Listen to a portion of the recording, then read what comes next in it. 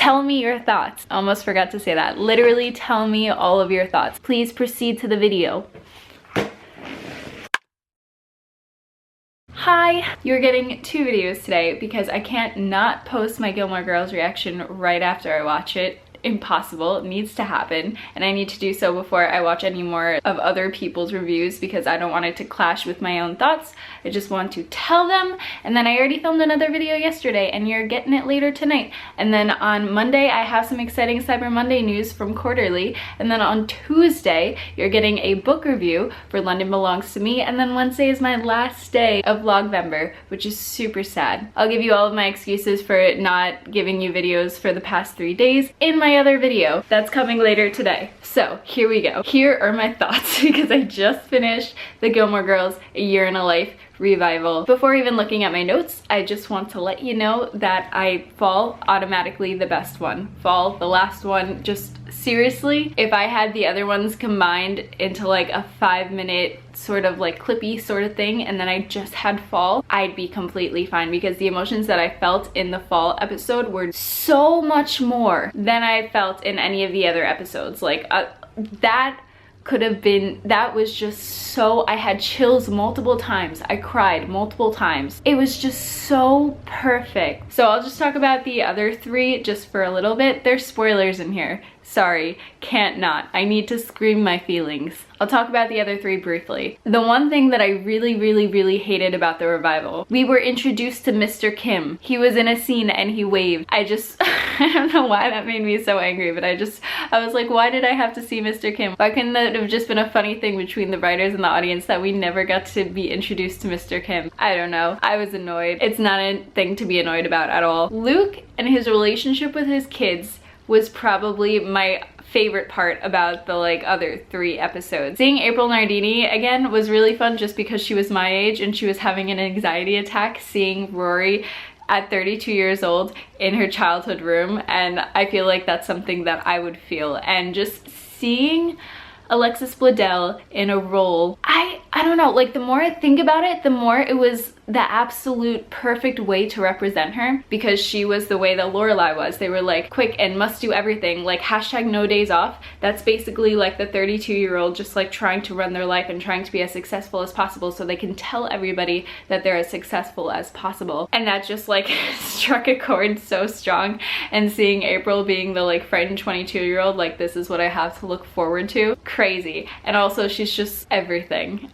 I love it. Everything about Jess was absolutely perfect. I would ship them now. I didn't ship them back then. I was team nobody gets with Rory ever, but like team Jess absolutely now. Jess is so wonderful. Rory needs to figure some things out, but you know, that's her and that's Lorelai. Everyone has to figure some things out. Something that I really liked, I wasn't gonna talk about this until like the very end, but why not now? Something that I absolutely loved about this was the fact that it showed relationships in such a raw way. Everybody was in such completely different scenarios all the time. You had Emily, who was like attached of course to her husband who she was married with forever, and now she's finally coming out and doing her own thing and people are criticizing her for it. And oh my god, she was so perfect. They were separate people despite their relationships, and you saw that with everybody, and that was a really important thing. I just want to talk about the fall episode now because it was so great and I don't want to forget anything right now because it just happened. So here we go. I loved that like we were introduced to the whole book idea that Jess gave her at the very end of the 3rd one so that we could like pull right into it in the 4th episode, because it was the perfect way to end it. So in the first minute, literally the first minute, Ray Bradbury and Edgar Allan Poe were both alluded to, which was fantastic. And then the entire scene with Inomnia Paratus, all of the boys getting together, they were kind of like the Lost Boys and Peter Pan to me, and it was just the most amazing. That was when I first got chills, was when I saw all of them together and all of them just having that big one-night party and just having that nice goodbye, even though they weren't even like a massive part of Gilmore Girls. It was just like such a huge thing for Rory because she really needed that. I love that she was continuously handed keys throughout the entire fall episode. Logan tried to give her 2 sets of keys. There were different keys opening up, like in Emily's life, she got a new house, and then Lorelai, she's thinking about opening a new inn, and there's just like so many doors opening up. And then at the very end, when they were finally going ahead with getting married, there was this like massive door and it said open me, and there was a key in the door, and I felt like that was just this like massive,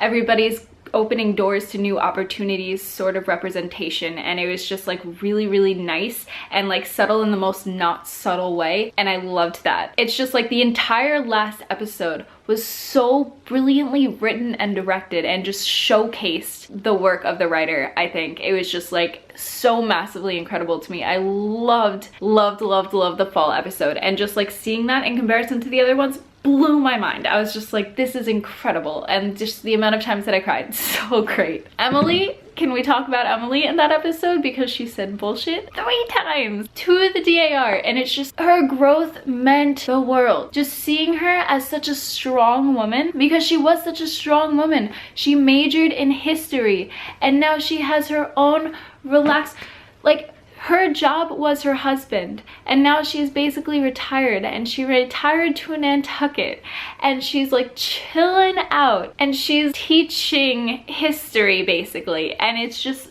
blowing my mind how incredible that was. I loved seeing her growth. I loved that she was in bed for a while and she got to like be asleep until noon, and she found no problem with that. She was like, hey, whatever. Like, she didn't consider herself in mourning. She was just like, this is happening, whatever. And then the next day she's like, hey, gonna go teach history. You know, it's just like she took life as it was. Like, life was life. She wasn't just like, hey, this is my grieving stage. She's like, I'm just chilling, I'm just doing my thing. And Emily Gilmore, forever, like, probably the most incredible character. I felt like the person that was most the focal point in the original Gilmore Girls was Lorelai, just because her story was always like the focal point to me. I don't know. I know that the 3 girls all had their own stories and they all had equal parts, but Lorelai's always seemed bigger to me. But I guess now Rory took that portion, since now she's that same age, and you definitely saw mirrored images of Lorelai's life then versus Rory's life now. It was very go, go, go, and what am I doing, and flailing arms. Another thing that I really liked about the fall episode is just like they placed each Gilmore in completely different scenery at some point. So you had some extreme nostalgia factors that were absolutely incredible, like Rory going into Mr. Gilmore's study and just like sitting down to finally write, but seeing him the split second beforehand just like took my heart. But in the very beginning she was out of her element, and then we had Lorelai out of her element, we have Emily out of her element, and I think we needed those people out of their elements to see their true character. And I think that was one of the reasons why it was so brilliant. Basically, the fall episode was incredible. It was really nice seeing the amount of secondary characters that came through, because it definitely wasn't necessary. And I feel like they did it out of love for the show, and that just makes me really happy and really warm inside that they probably felt that, because it wasn't needed. I was happy to see them, but they could have just been in the first episode and that would have been fine too. I don't know. I feel like every single time that I watch Gilmore Girls over again now, because I'm still gonna watch the original series over and over and over again, I think that I'm literally gonna watch the entire seasons 1 through 7 and then fall, and that's it. Maybe I'll watch the other 3, I don't know, but like fall made it for me personally. I'm so avoiding like the whole last scene and talking about the whole I'm pregnant line, because I don't know how I feel about it yet. Rory's never seemed like a warm person to me, and I have no words for it. I literally have no words for it, because it was like, it jolted me a little bit, but at the same time, Lorelai wasn't prepared, and it's literally everything full circle. So it just, I've got nothing for it. It's just like, it was the most brilliantly written, fall was perfect. Fall was literally perfect. This video could be 20 minutes long. All I have to say is that fall was perfect. I'm gonna go. You're gonna see me later on today opening some boxes. So see you later. Bye.